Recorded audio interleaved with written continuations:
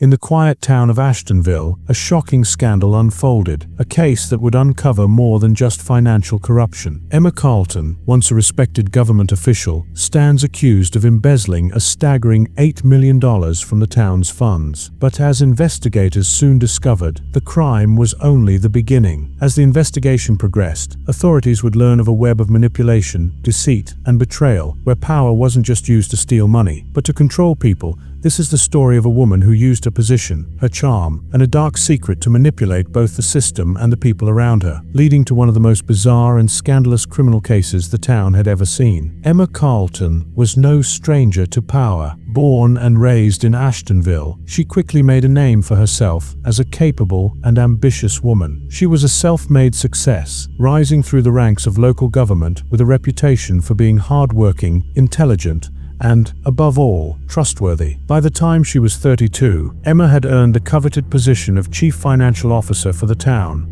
overseeing budgets, audits, and financial allocations. To the public, Emma was the picture of professionalism. To her colleagues, she was a mentor. To the people of Ashtonville, she was a hero. But behind closed doors, Emma was living a different life, one built on lies, manipulation, and secrets. In early 2017, an anonymous tip arrived at the local police department. The message was short but blunt. Check Emma Carlton's financial records. Something's wrong. Initially dismissed as an unfounded rumor, the tip became harder to ignore when an internal audit uncovered discrepancies. Large sums of money missing from the town's budget, money that had been earmarked for essential public services. The numbers didn't add up. Detective Sarah Monroe was assigned to the case, and what she discovered shocked her. Over the next several months, Detective Monroe dug into Emma's financial dealings, going through her records with a fine-toothed comb. And what she found was nothing short of criminal. Emma had been siphoning off money from the town's accounts for years,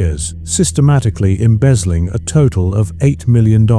At first, the case seemed clear-cut. Emma had taken the money for herself, using her position to redirect town funds into her own personal accounts. But as Monroe and her team continued their investigation, they began to uncover something far more sinister: Emma's involvement with numerous men, some connected to her role in local government and others with powerful business ties. What began as a financial investigation soon spiraled into something much more personal and, as the detectives would discover, much more dangerous. It was revealed that Emma had been intimately involved with 58 men during her time in office, men who were either business partners, political allies, or influential figures in town. At first, Monroe believed these were merely indiscretions, affairs, extramarital or otherwise. But as they interviewed witnesses and examined Emma's communications, a disturbing pattern emerged. These relationships weren't just about sex. They were part of a calculated scheme to advance Emma's financial and political interests. She had used her sexual relationships as leverage, exchanging intimacy for favors, for money, and for influence. Emma manipulated the men around her, ensuring that key decisions went her way, all while siphoning public funds into secret accounts. It wasn't just the men who were manipulated. Emma's manipulation extended to the entire town. In one instance, it was revealed that Emma had used her affair with a prominent local contractor, Barry Thompson, to ensure he received multi-million-dollar contracts for town projects. In exchange, Thompson would ensure her financial requests, approved with little to no oversight, were granted. The investigation revealed that Emma had a strategic plan for each affair. She knew when to approach a man, what he needed, and exactly how far she could push for her own benefit. Emma was no longer just a financial officer. She was an orchestrator, weaving a complex web of control, corruption, and deceit. Detective Monroe's team began to comb through Emma's personal emails, messages, and phone records. The findings were damning. A string of email exchanges between Emma and Barry Thompson revealed not only their illicit affair, but also clear evidence of financial manipulation. One email, sent just weeks before a critical town council vote, read, "Barry, I need this to pass. No more delays. We both know what's at stake. If you want me, you'll make sure it happens." As more men came forward, each with their own story of manipulation, deceit, and power plays, it became clear that Emma's entire career had been built on a foundation of exploitation. She hadn't just used money to manipulate the system. She had used her body as a bargaining chip to control the men around her. In the midst of these revelations, something even more alarming came to light. Emma's financial dealings weren't just happening under the radar of her colleagues. She had been hiding the stolen funds in a network of secret offshore accounts. As Detective Monroe began to trace the money, the scope of Emma's actions became even more staggering. Not only had she stolen from the town, but she had planned her escape from the consequences all along, funneling millions into hidden accounts in the Caribbean. By the time Emma Carlton was arrested, the town of Ashtonville was reeling. A woman they had trusted, someone who had held a position of authority and respect, had turned out to be a criminal mastermind. The public was stunned, and the media frenzy that followed was unlike anything the town had ever seen. The arrest was only the beginning. Emma's trial would expose the full extent of her crimes, and the true depths of her manipulation would come to light. But for Detective Monroe, the real question remained: what had driven Emma Carlton to betray not just her community, but herself? As the weeks passed, the investigation into Emma Carlton's embezzlement and sexual manipulation deepened. The local authorities had already begun processing the stolen funds, tracing them to multiple foreign bank accounts in places like the Cayman Islands and Panama. But this wasn't just about money anymore. It was about power. Emma Carlton had orchestrated one of the most complex schemes Ashtonville had ever seen, and it seemed there were still many pieces left to uncover. Detective Sarah Monroe and her team were faced with a chilling reality. Emma's manipulation didn't just affect her victims on a personal level. She had turned the entire local government into a pawn in her game. Slowly, they began to uncover how Emma had used her influence to cover up the money trails, enlisting the help of several key figures who would later become part of her defense strategy. But as the investigation continued, the public was demanding answers, and Emma wasn't making it easy. In early March 2017, Emma's arrest had made headlines nationwide. What had once been a quiet, well-to-do town in the Midwest was now a place under the microscope, with every detail of Emma's rise and fall dissected by journalists and TV stations. As the trial loomed, Emma hired a high-powered defense attorney, Gregory Vance, known for his aggressive litigation tactics. Vance had handled some of the most high-profile cases in the country, and he was ready to fight tooth and nail to ensure Emma would walk free, or at the very least, avoid the most severe charges. Vance's defense strategy: discredit the investigation, create doubt in the minds of the jury, and paint Emma as a victim of a toxic work environment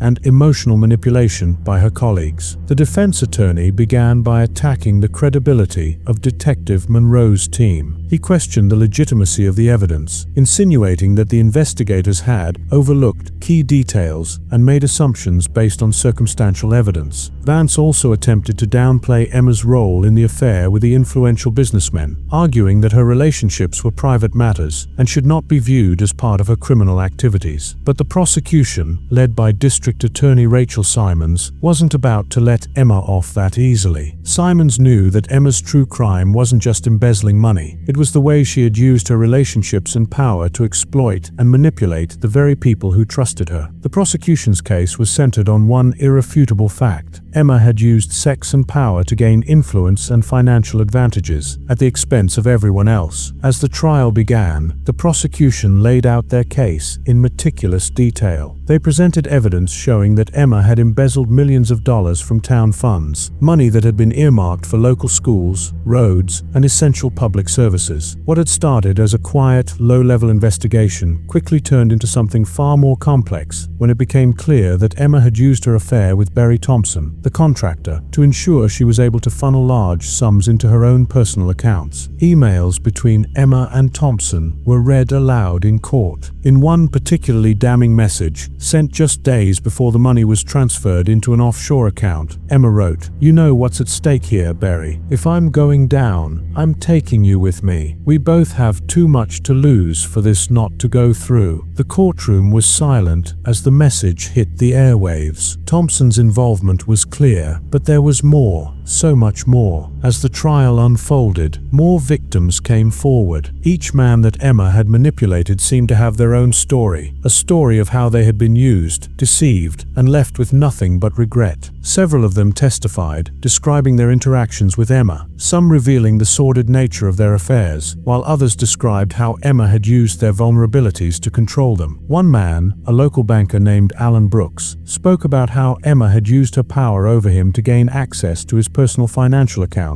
effectively draining them over a period of months. She knew exactly what to say, Alan explained in court, his voice trembling. She'd say I was the only one who understood her. She told me I could help her, told me she was in trouble, but that I could fix everything if I just helped her out financially. It wasn't until later that I realized she had been taking money out of my accounts and moving it into her own. In another emotional testimony, Emma's former assistant, Claire Jacobs, broke down on the stand. She spoke about how she had watched Emma use her charm and manipulation to secure meetings with powerful men, only to later learn that Emma had been using those meetings to line her own pockets. I saw her flirt with people, charm them. I thought she was just being friendly, but she was always getting something in return, Claire said. It wasn't until I noticed the changes in her behavior, the trips, the expensive gifts, that I realized something wasn't right. It was like she was living in a completely different world, one I wasn't a part of anymore. But the most shocking testimony came from Emma's own ex-husband, Tom Carlton. The couple had divorced several years before the scandal broke, but Tom's testimony in court painted a picture of a woman driven by ambition and control. He described their marriage as being transactional, a relationship where Emma had always been the one calling the shots. Tom spoke about the pressure Emma placed on him to financially support her career, even as she grew more distant emotionally. It was never about love, Tom testified. It was always about power. Emma wanted control over everything, and if you didn't give it to her, she'd find a way to get it. As the trial wore on, Emma began to show cracks in her stoic defense. The confident, composed woman who had once captivated the town with her charm was now looking less certain of her place in the courtroom. She had been accused of betraying those closest to her, and the walls were closing in. Despite her defense team's efforts, the weight of the evidence was undeniable. Then came the bombshell, the prosecution's final piece of evidence. It was a video. A hidden camera had captured a private meeting between Emma and one of her key associates, a local businessman named Marcus Douglas. In the video, Emma was seen discussing the plans to funnel money through a fake charity she had set up. The footage revealed how she'd schemed with Marcus to create a false narrative about the town's financial needs, all while siphoning off funds for her own benefit. By the time the closing arguments were made, it was evident that Emma Carlton had used her position not only to steal from the town of Ashtonville, but also to manipulate the very system that had trusted her. The evidence was overwhelming, and the town had been rocked by the betrayal of someone they had believed to be above reproach. On September 12, 2017, after weeks of deliberation, the jury returned their verdict. Emma Carlton was found guilty of embezzling $8 million, manipulating public funds, and using her power to exploit vulnerable individuals. Her defense team had fought hard, but in the end, the truth was undeniable. After the guilty verdict was handed down, Emma Carlton's life, as she knew it, came to an abrupt end. She was sentenced to 25 years in prison for her role in the embezzlement, with additional charges for fraud, money laundering, and exploiting her sexual relationships for financial gain. The judge's words were clear. Emma had betrayed not just the town she had sworn to serve, but also those closest to her. While in prison, Emma's former colleagues, friends, and victims began to rebuild their lives. The community of Ashtonville, forever shaken by the scandal, slowly recovered. The money stolen from the town's funds was partially recovered through the efforts of the authorities, but the emotional toll on the people who had trusted Emma was far from healed. The media circus that had followed Emma's every move now turned to the trial's aftermath. The town struggled to reconcile the image of the woman they had once admired with a ruthless manipulator she had turned out to be alias for Emma. Her name became synonymous with betrayal and corruption. She was no longer the influential official who had once held the town's future in her hands. Instead, she was the face of a cautionary tale, a reminder of how unchecked ambition and manipulation can destroy lives, careers, and communities.